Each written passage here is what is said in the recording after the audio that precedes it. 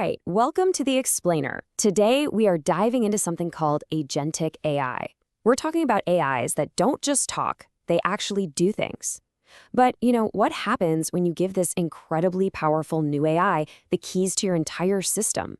Well, the security challenges are frankly wild and absolutely critical. So let's get right into it. This quote right here from a recent OWASP webinar just nails it. It perfectly captures the promise and, the peril of all this. So for the rest of our time, we're going to use this powerful analogy, thinking of an AI as a brand new, super capable intern who you've just given full system privileges to really understand what's at stake. So first things first, let's meet our new employee, because honestly, that is the best way to think about Agentic AI. It's not just another tool. It's a whole new kind of autonomous worker that's basically joining the team. And you've got to understand, this is a huge leap. For the last couple of years, we've gotten really used to generative AI.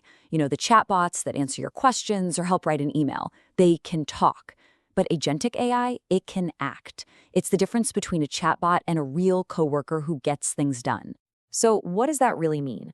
Well, at its core, an agentic system is built to be autonomous. You give it a goal, and then it goes off and creates a plan, uses tools, and even remembers what it's done to get there.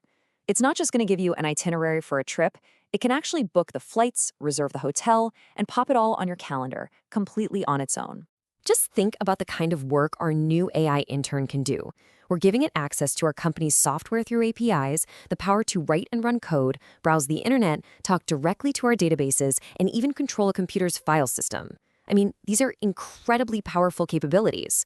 But giving our new intern the keys to the kingdom, this root access, that brings us right to the heart of the security challenge, right? What happens if this powerful new worker makes a simple mistake, or even worse, gets tricked into doing something malicious? Exactly. Since these agents are actually interacting with the real world, they create brand new ways for things to go wrong.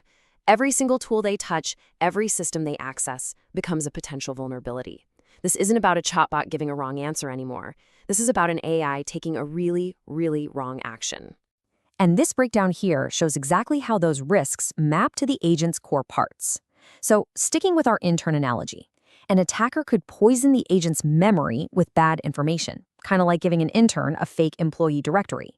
Or they could trick it into tool misuse, convincing them to run a malicious file. Or they could completely hijack the agent's orchestration, causing it to go rogue and pursue the wrong goals entirely. Okay, so how in the world do we manage an intern with root access? I mean, you don't just hand over the keys and hope for the best, right? No way. You give them a clear employee handbook, a strict set of rules, and a supervisor. And for Agentic AI, that handbook is a whole new security playbook. And the team writing that playbook is OWASP, the Open Worldwide Application Security Project. You've probably heard of them. They're the community behind the famous top 10 security lists. And now they've built a framework specifically for managing these new agentic risks. And their approach is a full life cycle, covering the entire process from beginning to end. You can think of it like a complete HR and management process for our AI intern, from writing the job description and training them, all the way to supervising their daily work and monitoring their performance. Security has to be baked in at every single one of these stages. So let's zoom in on a few of the key stages in this life cycle.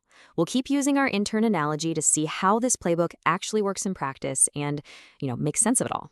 The very first stage is planning, and you could argue it's the most critical one. This is where we write the job description for our AI. We define exactly what it's allowed to do, and just as important, what it is absolutely not allowed to do. So in practical terms, this means thinking ahead about what could go wrong through threat modeling. It means defining privilege boundaries, basically deciding which keys the intern gets and which doors stay locked.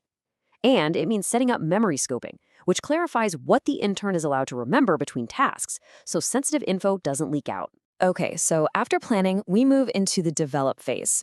Here, we're actually building the agent's work environment and giving them their tools. The goal here is to make this whole environment safe by design, so the intern can't accidentally hurt themselves or the company. This means we're building safety right into their workflow. We harden the agent's logic so it doesn't get stuck in an infinite loop, kind of like an intern endlessly photocopying the same page over and over. We make sure its tools work exactly as we expect. And we use sandboxed environments, giving the intern a safe practice area where they can experiment without breaking anything important. Now, once the agent is live and doing its job, we hit the operate phase. This is all about day-to-day supervision. I mean, you wouldn't let a human intern with root access work without a manager, right? The exact same principle applies here. So what does that supervision look like? Well, runtime guardrails are like a manager watching over the intern's shoulder in real time. We monitor for anomalous behavior. Think of it like a security camera that flags if the intern suddenly tries to access a bunch of restricted files. And, most importantly, we enable human-in-the-loop overrides. This is the big, red emergency stop button a manager can press if the agent is about to do something high risk. So as we start to wrap this up, what's the big picture takeaway from all of this? Well, it really boils down to one thing: architecting trust from the very, very beginning. The most important thing to get your head around is that this requires a fundamental shift in how we think. Agentic AI isn't just another piece of software you install. It is an active, autonomous worker inside your organization. We have to manage it with the same level of seriousness as we would any human employee. And that means you simply cannot bolt on safety at the end. It won't work. For Agentic AI, security has to be a core pattern, architected into the system from the very first line of code.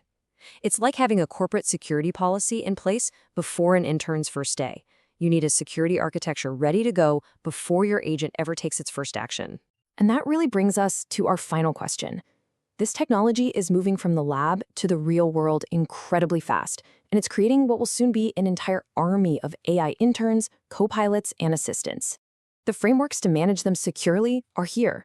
The real question is, are we ready to use them?